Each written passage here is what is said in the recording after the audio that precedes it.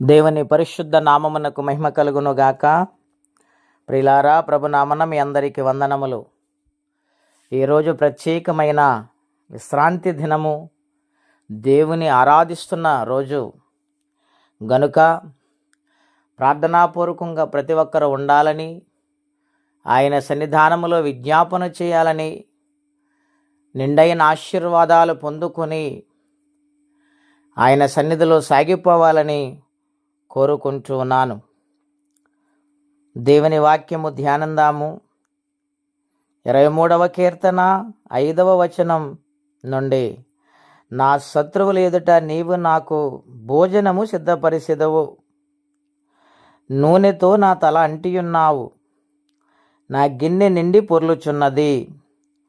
నేను బ్రతుకు దినములన్నీయు కృపాక్షేమములే నా వెంట వచ్చును. చిరకాలము యెహోవా మందిరములో నేను నివాసము చేసేదను. ప్రియమైన దేవుని బిడ్డలారా, ఇక్కడ కీర్తనాకారుడైన దావీదు, దేవుడు నాకు కాపరిగా ఉన్నాడు,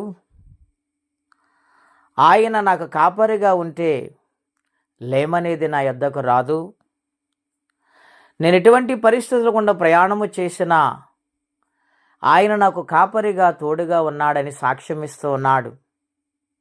నా శత్రువులు ఎదుట నాకు భోజనము సిద్ధపరుచుదువు. దేవుని బిడ్డలారా, ఆయన తోడుగా ఉంటే, ఆయన కాపరిగా ఉంటే ఎటువంటి శత్రువులైనా వారి మీద జయమిచ్చి దేవుడు భోజనం పెట్టిస్తానని వాగ్దానం చేస్తూ ఉన్నారు.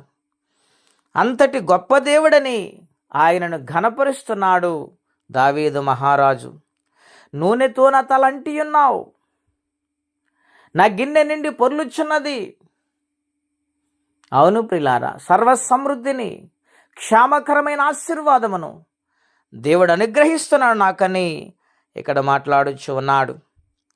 నేను బ్రతుకు దినములన్నీయు కృపాక్షేమములు అంటవచ్చును, ఆయన మందిరములో చిరకాలము నేను నివాసము చేసేదను. ఎంతటి ప్రేమ! దేవుడంటే ఎంత ప్రేమ! దేవుడంటే ఎంత భక్తి ఆయనకి! గనుక దావీదుని గొర్రెల దొడ్డులో నుండి దేవుడు రాజుగా మార్చాడు. దేవుడే కాపరిగా ఉన్నాడు. కష్టకాలములో, మరణాపాయములో సౌలు తరుముతున్నప్పుడు ఆయన తోడయుండి దావీదుని కాపాడుతూ వచ్చారు.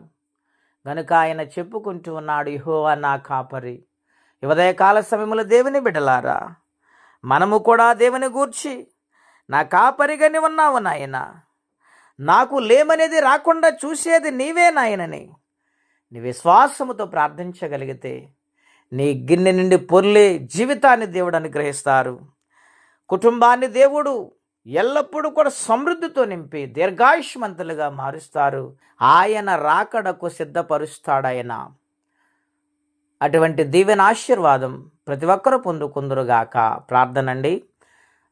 అత్యంత కృపగలిగిన దేవా, మహోన్నతమైన మీ నామము కొరకే వందనాలు. ఈ మహావిశ్రాంతి దినం మీ వాక్యం ఎంతమంది అయితే వింటున్నారు వారిని, వారి కుటుంబాలను, వారి బిడ్డలను దీవించండి, కొరతలు తీర్చండి, సమస్యలను విడిపించండి, రోగముల నుండి విడిపించండి, అప్పుల నుండి విడిపించండి, రక్షణ లేని వారికి రక్షణ ఇవ్వండి. ఈ వారమంతా కాపాడి దీవించమని యేసునామములో అడుగుచున్నాము తండ్రి. ఆమెన్. దేవుడు నిండారుగా దీవించునుగాక. ఆమెన్.